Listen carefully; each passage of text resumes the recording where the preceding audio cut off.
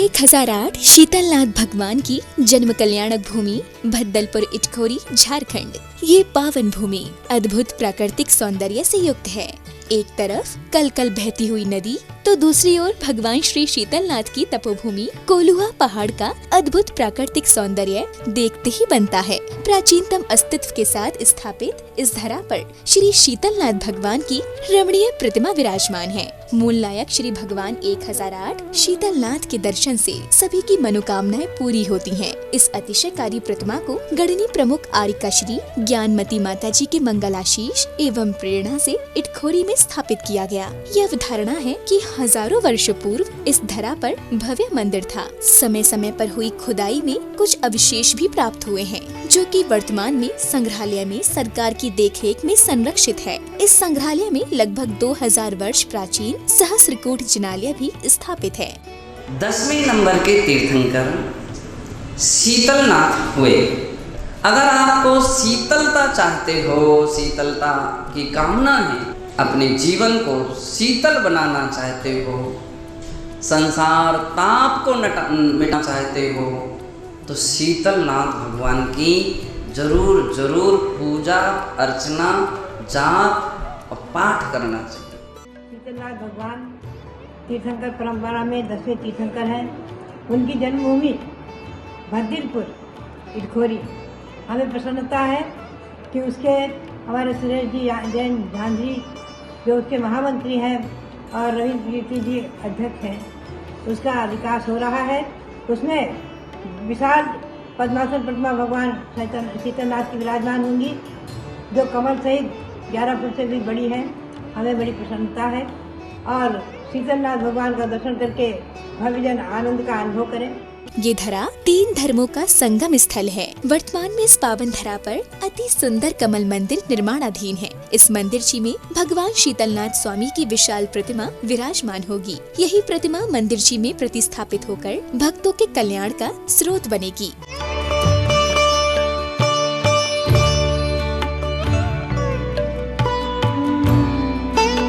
तीर्थ क्षेत्र पर प्रतिदिन सभी पुण्यार्जकों की ओर से भगवान श्री शीतलनाथ जी का अभिषेक शांति धारा कर छत्र और चवर चढ़ाए जाते हैं। तत्पश्चात प्रभु की सामूहिक आरती की जाती है।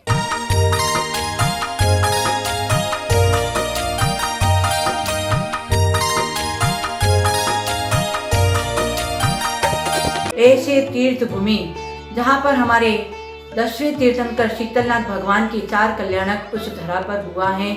उस धरा, ये शीतलनाथ भगवान की धरा जहाँ 4 कल्याणक हुए हैं। ऐसे शीतलनाथ भगवान की भक्ति शीतलता देती है, स्वाति बूंद शीत में मोती बना देती है।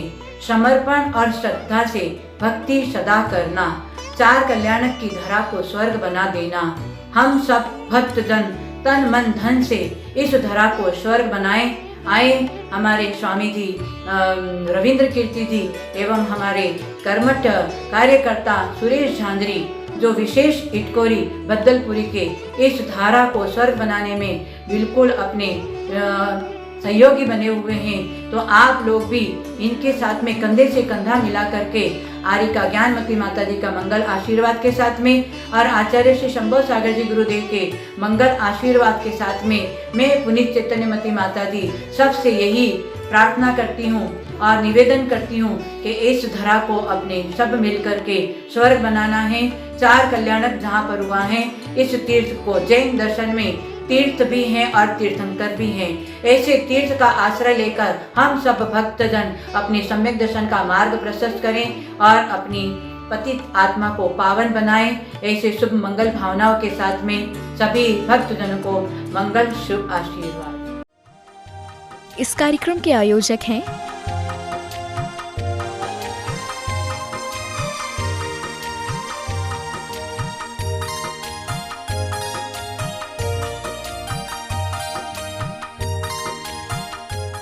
ह्रीं श्रीं क्लीं ऐं अर्हं बम मम हम शम तम पम पम झम झम श्रीं ह्रीं श्रीं श्रीं द्रां द्रां द्रीं द्रीं द्रवय द्रवय ओम नमो अर्हते भगवते श्रीमते पवित्रजलेन जलाभिषेकम करोमि स्वाहा। नमः श्रीदेव्या श्रीवित्रागाय नमः। नमो अरिहंतणं नमो सिद्धणं नमो ऐर्यणं नमो वज्रयणं नमो लोहिषभषावणम्। ओम ह्रीं श्रीनादि मूलमंत्रेभ्यो नमः। सर्वशांतिं तुष्टिं पुष्टिं चक्रुकुरु। ओम नमो रते भगवते प्रक्षिणाशेषदोषकल्मषाय दिव्य तेजो मूर्तिये नमः। श्री शांतिनाथाय शांतिकराय सर्वविघ्न प्रणाशनाय सर्वरोगापमृत्यु विनाशनाय सर्वपर्कट छद्रोपद्रव विनाशनाय सर्वक्षाम डामर विघ्न विनाशनाय। ओम ह्रां ह्रीं रोम ह्रां श्रेयशाय नमः। सर्वशांतिं तुष्टिं पुष्टिं चक्रुकुरु। तव भक्ति प्रसादात् लक्ष्मीपुर राजगे पदभिष्टोपद्रव दारिद्र्योद्भवोपद्रव सूचक परचक्रोद्भवोपद्रव प्रचंड पवनानंद जलोद्भवोपद्रव शाकनी डाकनी भूत प्रसाद कृतोपद्रव दुर्भिक्ष व्यापार विद्धि हेतुपद्रवाणम विनाशनम भवतो।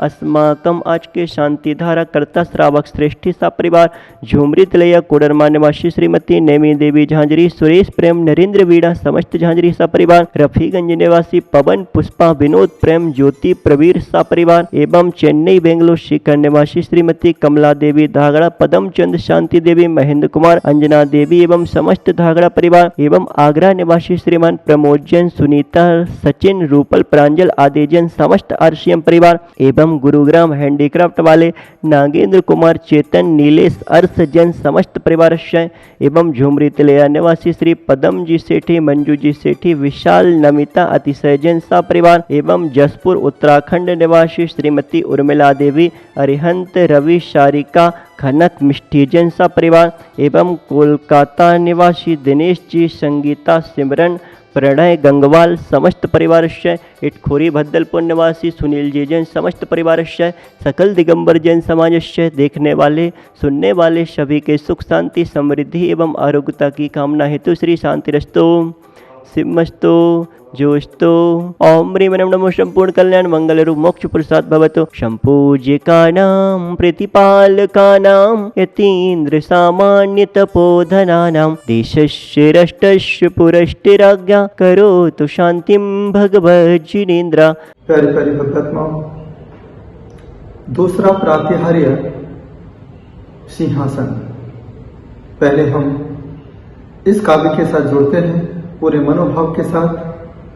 जो राजकारण क्षेत्र में आगे बढ़ना चाहते हैं, सरकारी सर्विस में आगे बढ़ना चाहते हैं या प्राइवेट सर्विस में तरक्की करना चाहते हैं, उनके लिए यह 29 नंबर काव्य बहुत प्रभावशाली है। पहले इस काव्य को आत्मसात करें। सिंहासने मणिमयूख शिखा विचित्रे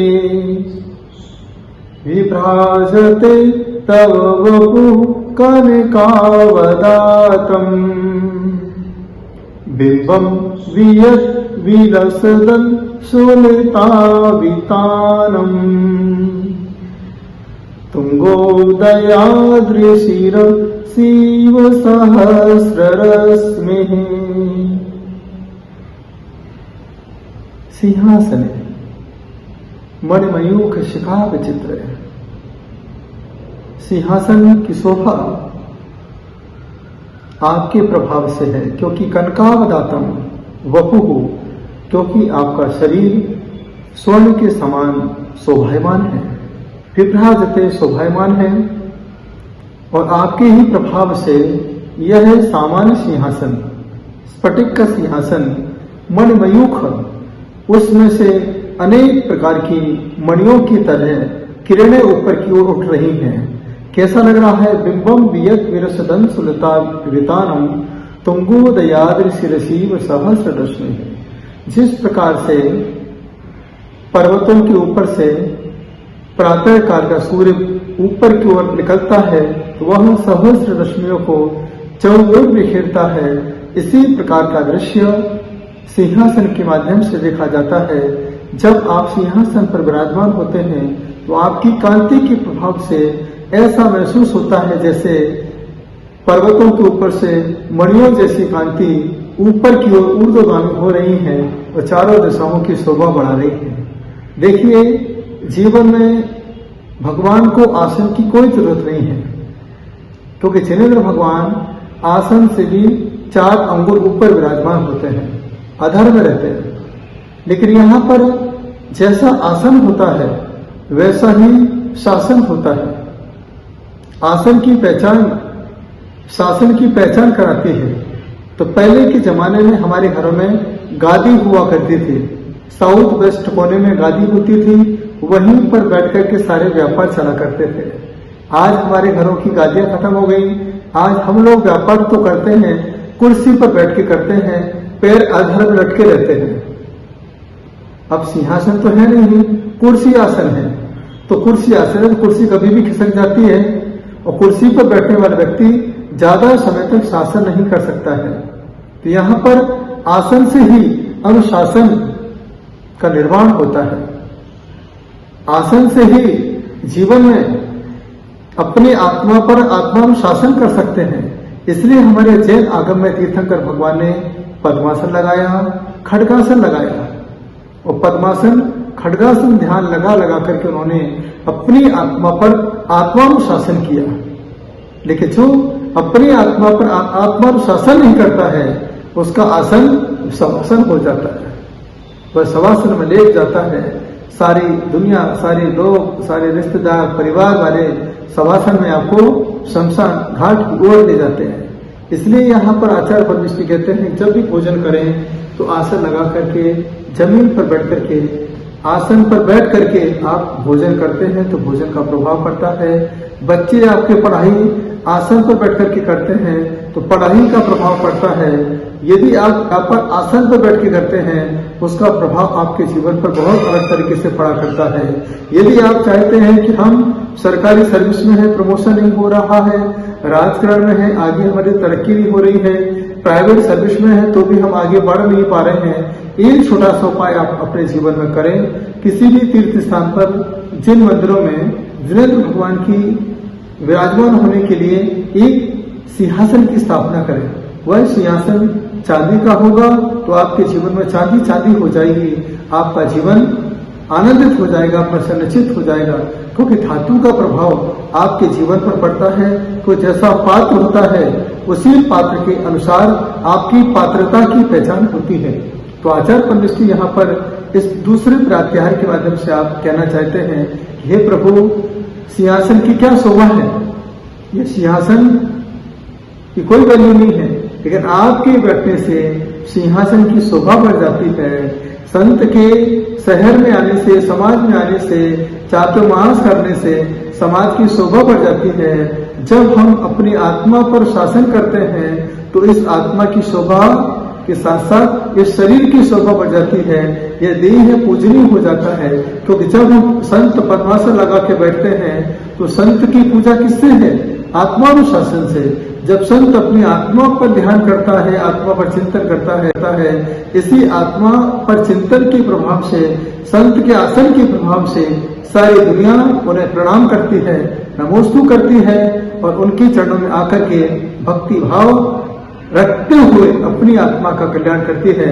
इस काव्य के साथ एक छोटा सा 29 नंबर के मंत्र की आप लोग साधना करेंगे। यही साधना आपके जीवन को आगे बढ़ाए, आपकी मनोकामना की पूर्ति करे। जो जो भावना तुम्हारे मन में है, आपकी सारी भावना इसी पद्धति से, इसी भक्तामृत की आराधना से पूरी हो। इसका काव्य है, मंत्र जाप है, ओम ह्रीं अरहम नमो घोर तमाणम श्रोम श्रोम नमः। इस प्रकार की आप आराधना करें, वेदी विराजमान करें और भद्दलपुर वाले बाबा शीतलनाथ भगवान के चरणों में आसन के साथ जुड़ने की भावना रखें। ओम नमः। इस कार्यक्रम की पुण्यार्चक थे